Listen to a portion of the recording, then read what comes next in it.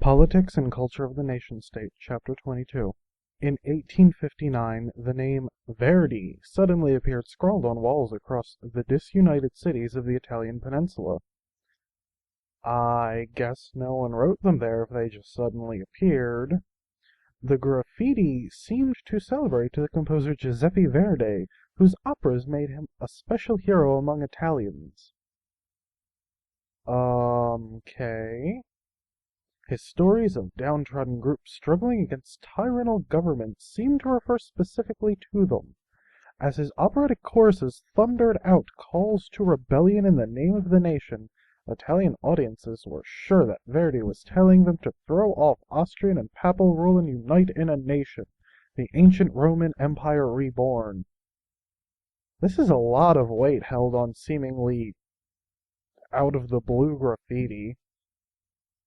The book says it's out of the blue. I'm not assuming that. They say it suddenly appeared, which means no one wrote it. The graffiti had a second political message. Verde, an acronym for Vittorio Emanuele de Re d'Italia, Victor Emmanuel, King of Italy. That's spelled V-E-R-D-I, which is actually I think also green. Maybe it's not in Italian. Who knows.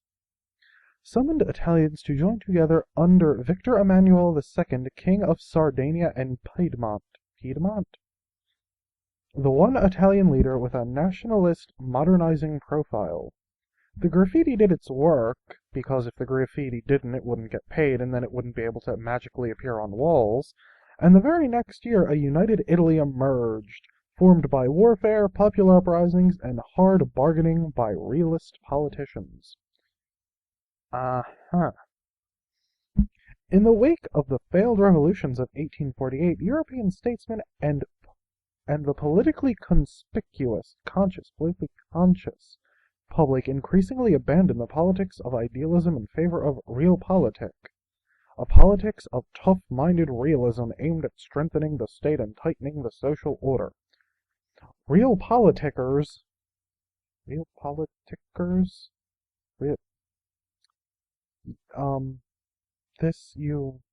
Okay, I don't know if whoever wrote this book actually has a grasp of the English language, but no. Well, anyway, the people who followed realpolitik rejected the romanticism and high-minded ideologies of the revolutionaries. Instead, they believed in power politics and even the use of violence to attain their goals. Like the revolution. Well, no, I guess the revolutionaries didn't, but in practice that happened. Two particularly skilled practitioners of realpolitik, the Italian Camillo de Cavour and the Prussian Otto von Bismarck, succeeded in unifying Italy and Germany respectively, not by romantic rhetoric but by war and diplomacy. Most leading figures of the decades 1850 to 1870 diminished like Verdi's operatic heroes in violent political maneuverings. Advanced state power by harnessing the forces of nationalism and liberalism that led to earlier romantic revolts. Their achievements changed the face of Europe. Did any graffiti magically appear on the face of Europe? I don't know.